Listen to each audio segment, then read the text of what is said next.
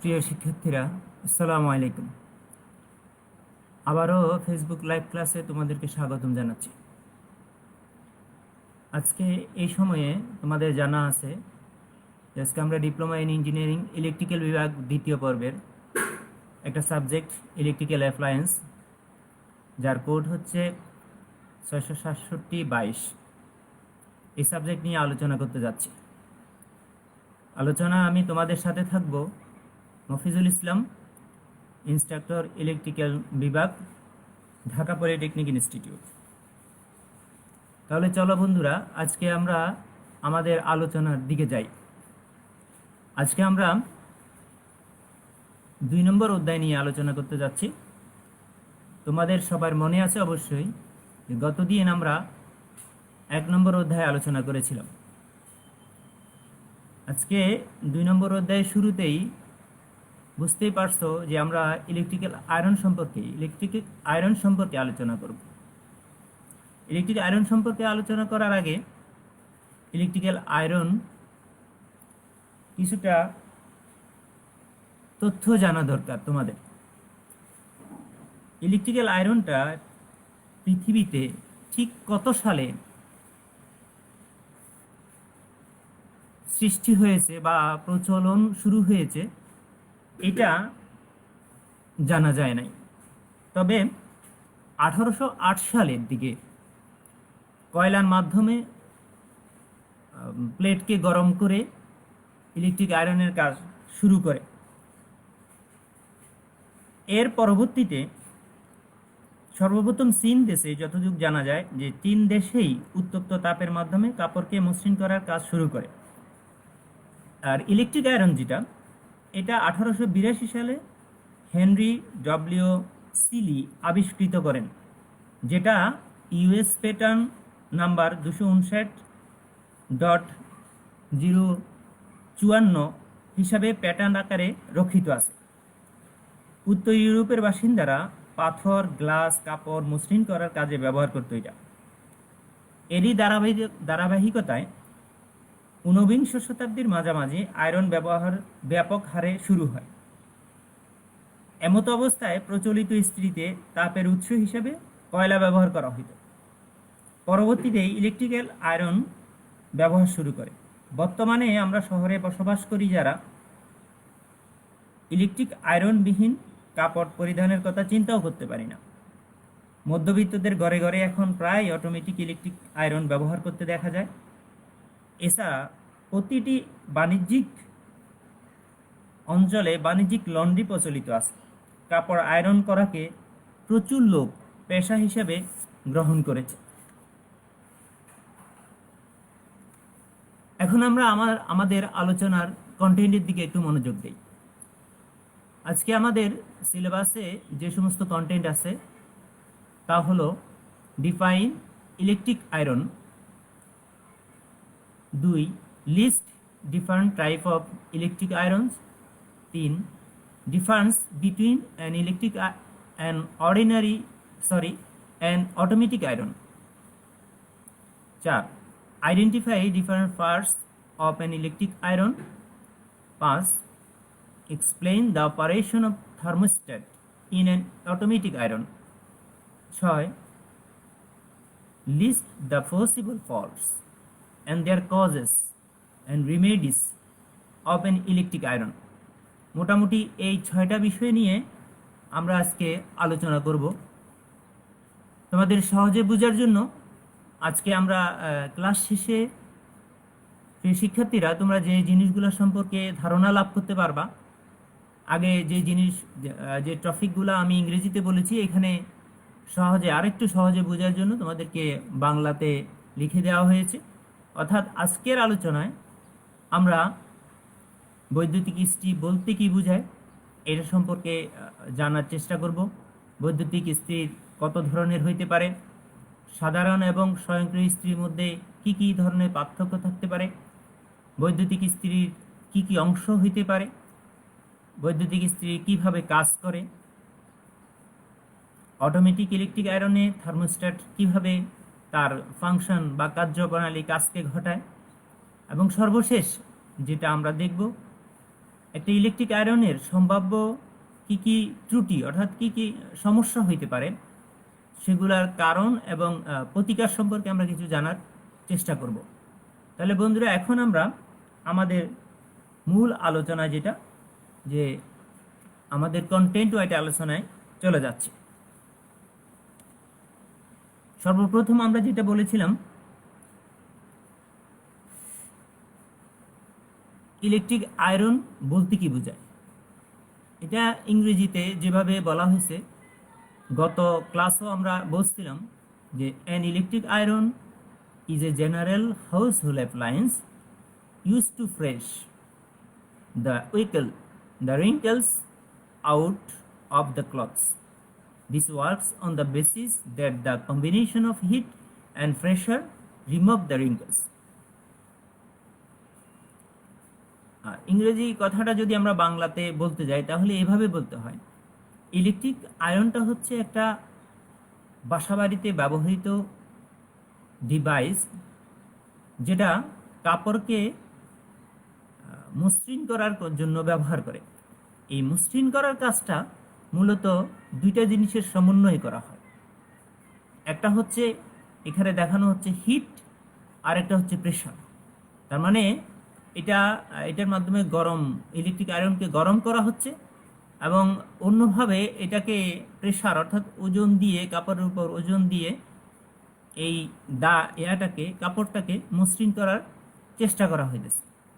বাংলাতে আমরা আরও সহজেই বলতে পারি যে এটি একটি ইলেকট্রিক্যাল অ্যাপ্লায়েন্স যা তাপ প্রয়োগের মাধ্যমে বিভিন্ন ধরনের কাপড়কে মসৃণ করতে পারে। এখন আমরা দেখি ইলেকট্রিক ইস্ত্রির প্রকারভেদ। ইলেকট্রিক ইস্ত্রি মোটামুটি 3 ধরনের। আমরা মোটামুটি বলি আর যাই বলি, প্রধানত 3 ধরনের। এক নম্বর হচ্ছে সাধারণ আয়রন বা ড্রাই আয়রন যেটা আমরা বলি। 2 নম্বর হচ্ছে অটোমেটিক আয়রন।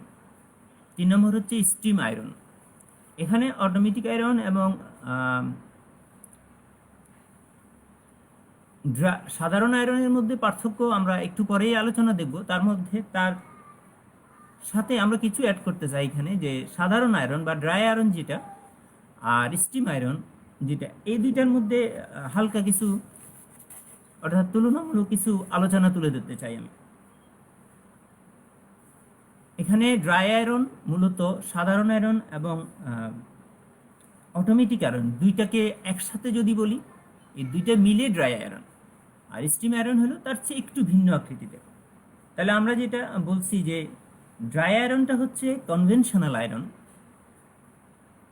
যেটার সাথে তাপমাত্রা নিয়ন্ত্রণ করার ব্যবস্থা থাকে, এবং সোল প্লেট যেটা আমরা একটু পরে আলোচনা করব যে ইলেকট্রিক আয়রনে কি কি জিনিস থাকে সেগুলোর কথা তখনই জানতে পারবে। সোল প্লেটটা কি? সোল প্লেটটা নন স্টিক সোল প্লেট হয় এবং খুব বেশি ওয়াটেজে ব্যবহার করা যায়। তবে ড্রাই আয়রনে নিজস্ব কোনো স্টিম বা স্প্রের ব্যবস্থাপনা থাকে না। ড্রাই আয়রনটা এটা খুব সহজে ব্যবহারযোগ্য হয়, বহনযোগ্য হয় এবং তুলনামূলক দামে সস্তা হয়। বাজারে অনেক ধরনের মডেল এবং অনেক ওয়াটেজের এটা পাওয়া সম্ভব হয়। যেহেতু ড্রাই আয়রন বা অটোমেটিক আয়রনে পানি স্প্রে করার বা স্টিম স্প্রে করার কোনো সিস্টেম নাই, সেই জন্য এটাকে এক্সটার্নাল একটা স্প্রে বোতলের মাধ্যমে পানিটাকে ছিটিয়ে দিতে হয়। আর স্টিম আয়রন আমরা যেটা বলতেছি, স্টিম আয়রন মোটামুটি যেটা বলা যায় যে অনেকটা আধুনিক। অর্থাৎ ড্রাই আয়রন, অটোমেটিক আয়রন বা সাধারণ আয়রন দুইটাকেই আমরা ড্রাই আয়রন বলতেছি। এই দুইটা আয়রনের পরেই কিন্তু স্টিম আয়রনটা প্রচলন শুরু হয়। এই স্টিম আয়রনটা এই জন্য আমরা বলতেছি এটা ওই দুইটির তুলনায়, ড্রাই আয়রনের তুলনায় এটা আধুনিক। এখানে স্টিম আয়রনে অনেকগুলো ফাংশন বেশি থাকে, যেমন স্প্রে সিস্টেম আছে, অর্থাৎ পানিকে স্প্রে করতে পারে অথবা স্টিম স্প্রে করতে পারে। স্টিমের কিছু ফাংশন থাকে যেগুলোর মাধ্যমে আমরা কাপড়কে খুব সহজে মসৃণ করতে পারি। স্টিম আয়রনে আবার চাইলে এটা নর্মাল আয়রন হিসাবেও ব্যবহার করা সম্ভব। অর্থাৎ একটা ড্রাই আয়রন যেভাবে ব্যবহার করি, স্টিম আয়রনও আমি ঠিক একইভাবে ব্যবহার করতে পারি। তবে স্টিম আয়রনের যেটা একটু অসুবিধা, আসলে ঠিক অসুবিধা বলা যায় না, এটা দামে তুলনামূলক একটু বেশি হবে ড্রাই আয়রনের তুলনায়। তাহলে বন্ধুরা আমরা একাই যাই, যে আমাদের 2 নম্বর টপিকসে যেটা ছিল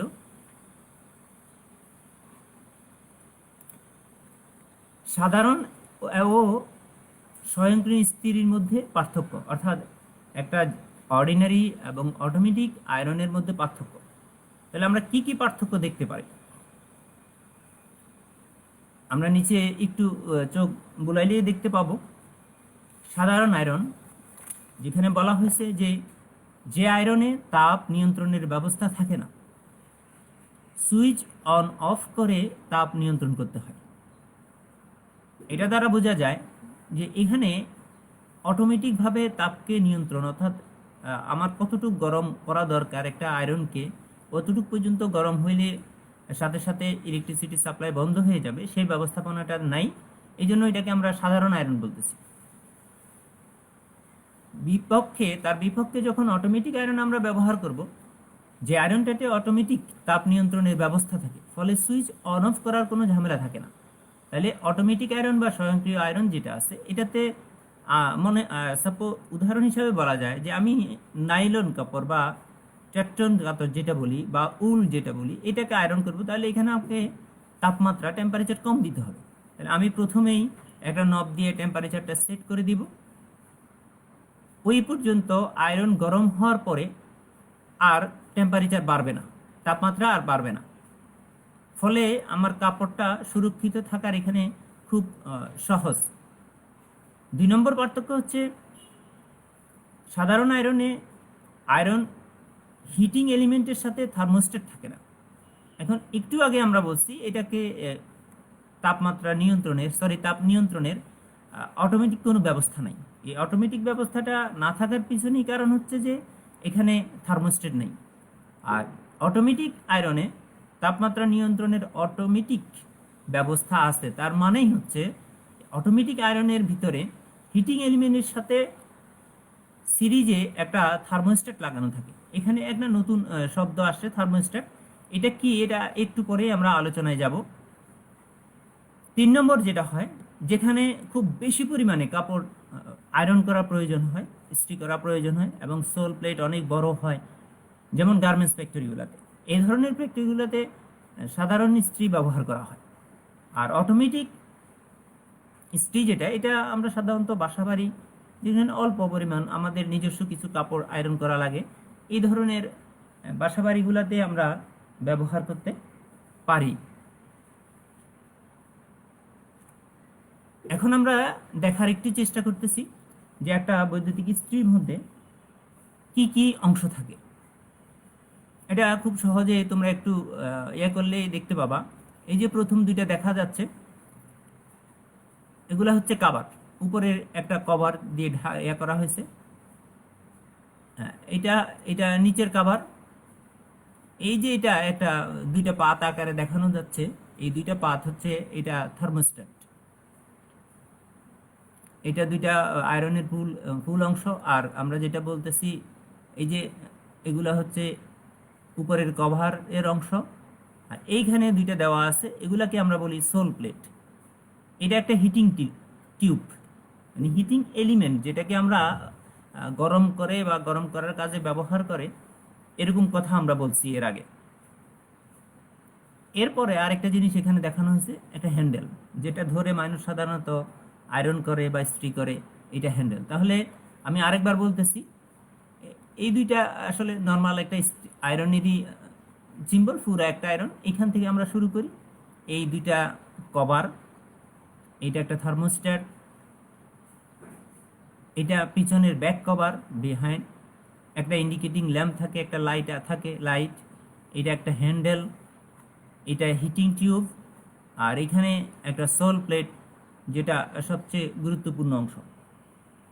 চলো বন্ধুরা, এখন আমরা আরেকটু আগাই যাই। এখানে আমি বিভিন্ন অংশের মধ্যে একটু তুলনামূলক আলোচনা করার চেষ্টা করছি। সেটা হচ্ছে যে আমাদের যেহেতু আয়রনকে আমরা 3 ভাগে ভাগ করছি, একটা হলো অর্ডিনারি আয়রন অর্থাৎ নর্মাল আয়রন যেটা বলি, আরেকটা হলো অটোমেটিক আয়রন, আরেকটা হলো স্ট্রিম আয়রন। তো একটা অর্ডিনারি আয়রন বা নর্মাল আয়রন যেটা আছে সেটাকে কি কি অংশ থাকতে পারে? যেমন প্রথম থাকে একটা sole plate, heating element, pressure plate or weight plate, iron cage, handle, insulating material, terminal housing.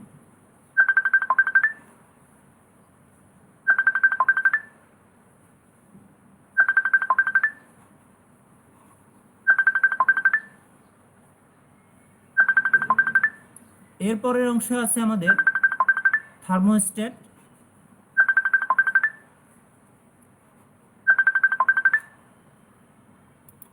Sorry একটু এরপরে আছে আমাদের thermostat, pilot lamp, contact points, heat adjustable knob. এইখানে যেটা আমি বলতে চাচ্ছিলাম, সরি টু ডিস্টার্ব, বাহির থেকে একটা ফোন আসার কারণে একটু ডিস্টার্ব হলো।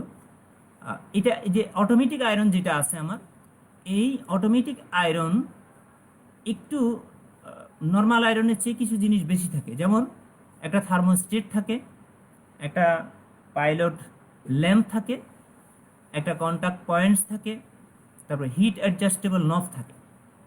অর্ডিনারি আয়রনের তুলনায় এই পার্টসগুলা, এই অংশগুলা অটোমেটিক আয়রনে বেশি থাকে।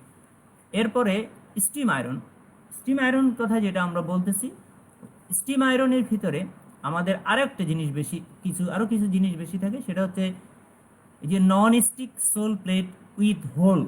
আমরা প্রথমে বলেছিলাম যে অর্ডিনারি আয়রন যেটা, সেটাতে একটা শুধু সোল প্লেট থাকে, কিন্তু এইখানে এটা non stick sole plate with hole, কিছু ছিদ্রযুক্ত একটা সোল প্লেট থাকতে হবে। এখানের যে হিটিং এলিমেন্ট যেটা ছিল, এটা অনেকটা প্লেটের মতো বসায় দেওয়া ছিল, কিন্তু স্টিম আয়রনে টিউব টাইপ হিটিং এলিমেন্ট থাকতে হবে। এর সাথে একটা স্টিম চেম্বার থাকতে হবে, ফিল্টার থাকতে হবে এবং স্প্রে নজেল থাকতে হবে। তাহলে এতক্ষণে আসলে আমরা বুঝতে পারছি যে আমাদের এই 3 ধরনের আয়রনে কি কি জিনিস থাকতে পারে। এখন আমরা একটু বিস্তারিত দেখার চেষ্টা করি, আমরা কোনটা কিভাবে কাকে কি বলতেছি। এখানে চিত্রেই দেখানো হয়েছে সোল প্লেট। সোল প্লেটটা আসলে কি? একটা সোল প্লেট হচ্ছে কাঁচা লোহার তৈরি, অনেক সময় এটা কপার প্লেটও হইতে পারে। এটার শেপটা অনেকটা এখানে দেখা হয়েছে ট্রায়াঙ্গুলার আকৃতির শেপ, হ্যাঁ। এবং এই শেপের উপরে পুরো অংশটা নিকেল দ্বারা প্লেট লাগানো থাকে, যা দেখতে অনেকটা কাঁচের মতো থাকে। এবং এর উপরের অংশে কিছুটা কাটা কাটা থাকে, আবার কোনোটাতে থাকেও না। এগুলা সাধারণত সোল প্লেটগুলা নন স্টিক কোটিং হয় সাধারণ, আর স্টিম হইলে আর একটু ভিন্ন হয়। এর ফলে কাপড়টা যখন আমরা আয়রন করতে থাকি, তখন কাপড় পুড়ে যাওয়ার বা কাপড়ের সাথে লেগে যাওয়ার এই প্রবণতাটা এখানে আর থাকে না। তাহলে সোল প্লেটটা অবস্থানটা হচ্ছে একটা আয়রনের সবচেয়ে নিচের অংশ, অর্থাৎ যেই অংশটা কাপড়ের সাথে লাগে ওইটাকেই আমরা সোল প্লেট বলতেছি। অ্যান্ড সোল প্লেটের তার উপরের অংশে থাকে আমাদের হিটিং এলিমেন্ট। হিটিং এলিমেন্টটা আমরা আগেই বলেছি যে হিটিং এলিমেন্টটা এখানে যেহেতু আমাদের 3 ধরনের ইলেকট্রিক আয়রন আছে, তো হিটিং এলিমেন্টটাও আমাদের 3 ধরনের থাকবে, সরি 2 ধরনের। একটা ড্রাই আয়রনের জন্য একরকম এবং স্টিমের জন্য অন্যরকম। এই যে এখানে যে এটা দেখানো হচ্ছে, এইটা হচ্ছে আমাদের ড্রাই আয়রনের জন্য, এবং আর এই যে যে জিনিসটা দেখানো হয়েছে এটা হচ্ছে আমার স্টিম আয়রনের জন্য। এই হিটিং এলিমেন্টটা সাধারণত নিচে সোল প্লেট আছে, আর তার উপরে একটা প্রেসার বা ওয়েট প্লেট থাকে, তার মাঝখানে হিটিং এলিমেন্টটার অবস্থান হয়, যাতে করে হিটিং এলিমেন্টটা খুব চাপ দিয়ে থাকে উপর থেকে এবং নিচের থেকে খুব চাপ দিয়ে থাকে। আমরা গত ক্লাসে আলোচনা করেছিলাম যে হিটিং এলিমেন্ট যেটা, এই হিটিং এলিমেন্টটা নাইক্রোম তারের তৈরি করা হয়। নাইক্রোমটা সাধারণত নিকেল এবং ক্রোমিয়ামের মিশ্রণে হয়। হিটিং এলিমেন্টেরটা কিসের উপর? একটা কিছুর উপর এখানে দেখানো আছে, যে দেখো এই যে একটা কিছু যেন উপরে পেছানো আছে, এইটা একটা ইনসুলেটিং মেটেরিয়াল। এই ইনসুলেটিং মেটেরিয়ালকে আমরা মাইকা শিট বলি। এই শিটের মধ্যে পেঁচানো থাকে, যাতে এই মাইকাটা হচ্ছে একটা ইনসুলেটিং পদার্থ, যার কারণে এইটার ভিতর পেঁচানো হইলে এর বাহিরে হিটিং এলিমেন্টের দ্বারা যাতে বাহিরে কোনো বিদ্যুতের আদান প্রদান বা সংযোগ না হইতে পারে, যেটা সোল প্লেটের সাথে হোক অথবা প্রেসার প্লেটের সাথে, যাতে করে টার্মিনালগুলা শর্ট না হইতে পারে বা বোর্ডে না হইতে পারে। এই জন্য এই মাইকা শিটটার উপরে এটাকে বসানো হয়। এবং সর্বশেষ এখান থেকে দুইটা কন্টাক্ট পয়েন্ট বাইর করে নিয়ে আসা হয়, যাতে করে আমরা ওখানে ইলেকট্রিসিটি সাপ্লাই করতে দিতে পারি। এরপরে যেটা আসে সেটা হলো প্রেসার প্লেট। আমি এর আগেই বলছি যে একটা ইলেকট্রিক আয়রনের সর্বনিম্ন অংশ একেবারে যেটা কাপড়ের সাথে লাগে সেটা সোল প্লেট। সোল প্লেটের উপরে রয়ে গেছে আমাদের হিটিং এলিমেন্ট। এখন টপ প্লেট, এর পরে রয়ে গেছে আমাদের একটা প্রেসার প্লেট। অর্থাৎ প্রেসার প্লেট দিয়ে, প্রেসার প্লেটের মূলত কাজটা কি? প্রেসার প্লেটের কাজটা হলো একটু চাপ দেওয়া, প্রেসার। আমরা এমনি নর্মালি আমরা বুঝতে পারি যে কোনো কিছু যদি গরম থাকে অথবা নাও থাকে, যদি একটা জিনিসের উপর চাপ দেয়, আগে আমরা পূর্বে কালে যেটা আমরা শুনতাম ছোটবেলায়, যে ইলেকট্রিক আয়রন যখন ছিল না তখন মানুষ নাকি যখন ঘুমাইতো বালিশের নিচে কাপড়কে ভাঁজ করে রেখে দিত, যাতে মাথা রাখতো ওখানে, আর ওখানে চাপ পড়তো। চাপ পড়লে সকালবেলা উঠে দেখতো যে এটা অনেকটা আয়রনের মতো, অর্থাৎ মসৃণ হয়ে গেছে। প্রেসার প্লেটের কাজটাও মূলত হচ্ছে এই কাপড়টাকে এভাবে, সরি কাপড় না, সোল প্লেটটাকে এভাবে একটা চাপ দিয়ে রাখা, প্রেসার দিয়ে রাখা, যাতে কাপড় সহজে গরম এবং প্রেসারের মাধ্যমে খুব সহজেই এটা কাজ করতে পারে। এরপরে আমরা দেখি থার্মোস্ট্যাটটা কি। এটা হচ্ছে খুব একটা গুরুত্বপূর্ণ অংশ অটোমেটিক আয়রনের ক্ষেত্রে বা স্টিম আয়রনের ক্ষেত্রে, যেটাই বলি না কেন। থার্মোস্ট্যাটটা মূলত একটা ডিভাইস। এই ডিভাইসটা এখানে লেখা হয়েছে যে the bimetallic strip is a simple element which converts a temperature change into mechanical displacement. The two metals should have a different coefficient of expansion. আমি একটু সহজে বলি যে থার্মোস্ট্যাটটা হচ্ছে দুইটা মেটালের সমন্বয়ে তৈরি। দুইটা পাতকে একটা পাতকে আরেকটা পাতের উপর বসিয়ে দেওয়া হয়, কিন্তু পাত দুইটা একই জিনিসের হয় না, অর্থাৎ একই মেটালের হয় না। দুইটা পাত দুই মেটালের হয়ে থাকে। দুই মেটালের যদি দুইটা পাত হয়ে থাকে, তাহলে এখানে যখন আমি তাপ দিব তখন দুইটা মেটাল তাপমাত্রা ভিন্ন ভিন্ন হবে এবং একরকম হইতে পারবে না। এই দুইটা মেটাল একসাথে বসাই দিয়ে থার্মোস্ট্যাটটা তৈরি করা হয়। এখন এখানে যখন তাপ আসে, তাপ আসার সাথে সাথে এগুলা একটা নির্দিষ্ট সময়ের পরে মেকানিক্যাল ডিসপ্লেস, অর্থাৎ যেই জায়গাটা ছিল ওই জায়গাটা থেকে সে লড়ে যায়, ওই জায়গাটা তার অবস্থান থাকে না, একটা পাত থাকে আর একটা পাত থাকে না। এটা সম্পর্কে, এটার কার্যপ্রণালী সম্পর্কে আমরা আরেকটু পরে আরো বিস্তারিত জানতে পারবো। এরপরে আমাদের যেটা থাকে একটা কভার প্লেট। এটার কথা না বললেই নয় যে পুরা ইলেকট্রিক আয়রনকে ঢেকে রাখার জন্য একটা কভার প্লেট দরকার আছে। আমার একটা হ্যান্ডেল, যেটা ধরে আমরা সাধারণত আয়রন করি, হ্যান্ডেল আছে। আর একটা পাইলট ল্যাম্প আছে। পাইলট ল্যাম্পটা মূলত একটা ইন্ডিকেশন ল্যাম্প, ইন্ডিকেশন বাতি, যে আমাদের কখন ইলেকট্রিসিটি লাইনের সাথে ইলেকট্রিক আয়রনটা লাগানো আছে এই অবস্থাটা তা ইন্ডিকেট করে। এই পাইলট ল্যাম্পের কাজই হচ্ছে মূলত এটা, যে ইলেকট্রিসিটির সাথে লাগানো আছে এবং এটা আমার ইলেকট্রিক আয়রন সাপ্লাই থেকে কারেন্ট বা ভোল্টেজ পাওয়ার নিতেছে।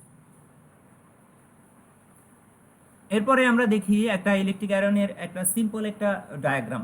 এই ডায়াগ্রামে আমি সংক্ষিপ্ত করতেছি। ডায়াগ্রামে দেখানো হয়েছে যে এখানে সাপ্লাই আছে, সাপ্লাইটা একটা থার্মোস্ট্যাটের মাধ্যমে একটা হিটিং এলিমেন্টের কাছে চলে যায়, আর তার সাথে প্যারালালে এখানে একটা পাইলট ল্যাম্প আছে, যে পাইলট ল্যাম্পটা সাপ্লাই পাওয়ার সাথে সাথে জ্বলে উঠে, আর একটা শান্টের রেজিস্ট্যান্স দেওয়া আছে। এখানে একটা এই রেজিস্ট্যান্সের কথাটা একেবারে না বললেই নয়, কারণ এই রেজিস্ট্যান্সটা না দিলেও এই পাইলট ল্যাম্পের ভিতর দিয়েও আমার সার্কিটটা কমপ্লিট হইতো এবং এই হিটিং এলিমেন্টটা উত্তপ্ত হইতো। কিন্তু তাহলে দেখা যেত এই হিটিং এলিমেন্টটা যে পরিমাণ কারেন্ট নিত পুরা কারেন্টটাই পাইলট ল্যাম্পের ভিতর দিয়ে যাইতো, কিন্তু পাইলট ল্যাম্পটা থাকে খুব অল্প ভোল্টেজের এবং অল্প কারেন্টের। এত কারেন্ট যদি এই পাইলট ল্যাম্পের ভিতর দিয়ে যায়, এটা খুব সহজে পুড়ে যাবে, নষ্ট হয়ে যাবে।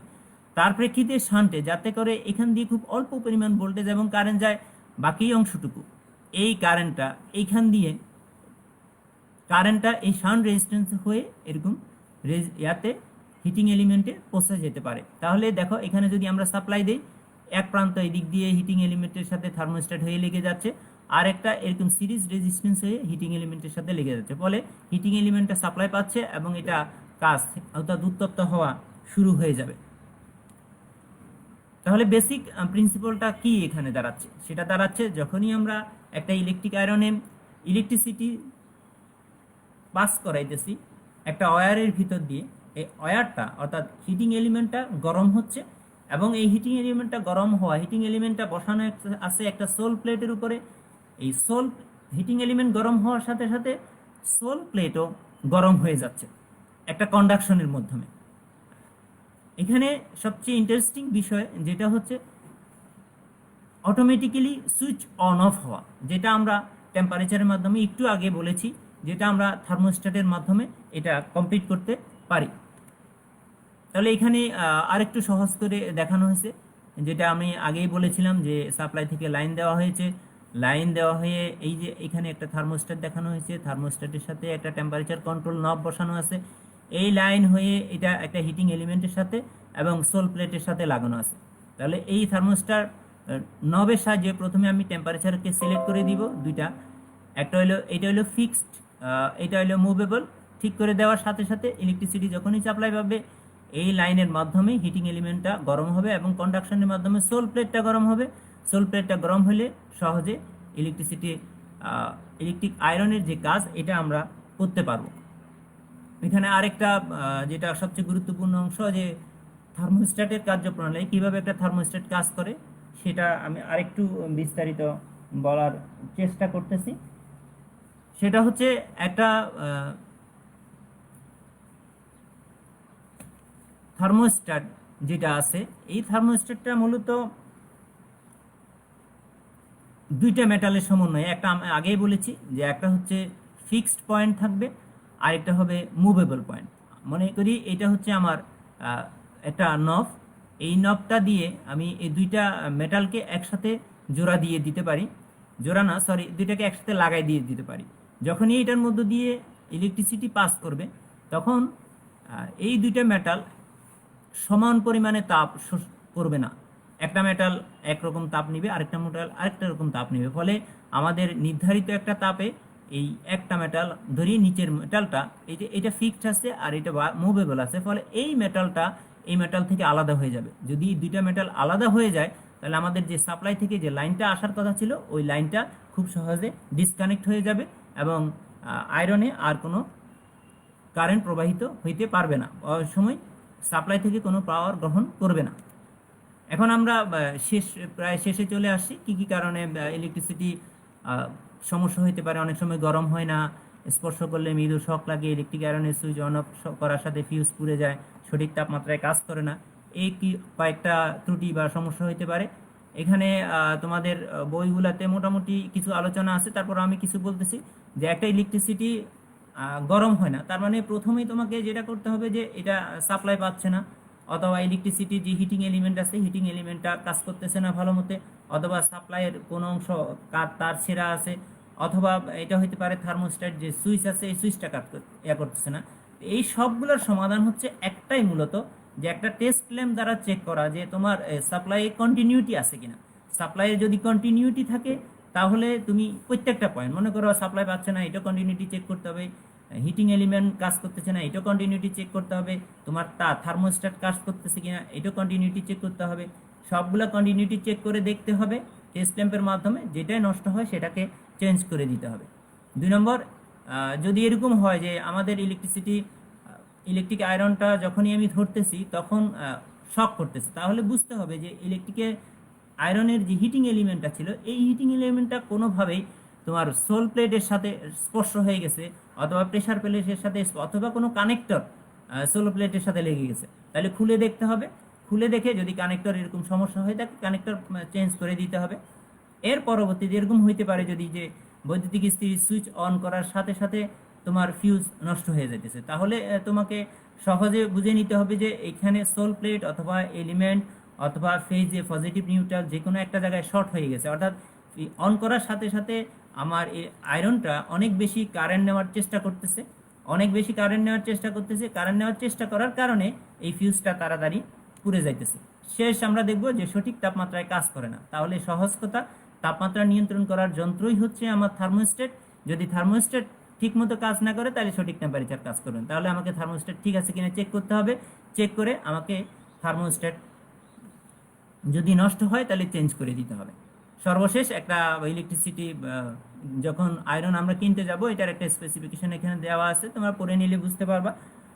আমি আমার লেকচারে একবারে শেষ প্রান্তে চলে আসছি। এরপরে তোমরা অল্প কিছু বাড়ির কাজ, যে একটা অটোমেটিক আয়রনের সার্কিট ডায়াগ্রাম সহ একটা কার্যপ্রণালী কিছু শেখার চেষ্টা করবা, থার্মোস্ট্যাটের কার্যপ্রণালীগুলো দেখবা, আর ইলেকট্রিক আয়রনের কি কি ত্রুটি হতে পারে সেটা দেখার চেষ্টা করবা। প্রিয় শিক্ষার্থীরা, আমরা আমাদের ক্লাসের একদম শেষ পর্যায়ে চলে আসছি।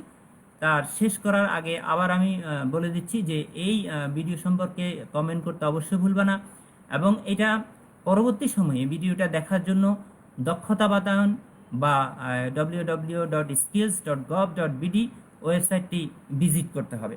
তাহলে আজকে আমাদের এই পর্যন্তই আমরা শেষ করব। তো তার আগে সবারও সুস্বাস্থ্য কামনা করে আল্লাহ পাক সবাইকে সুস্থ রাখুক, ভালো রাখুক, এই কামনায় আজকে আমাদের এই লাইভ ক্লাস শেষ করছি। আল্লাহ হাফেজ।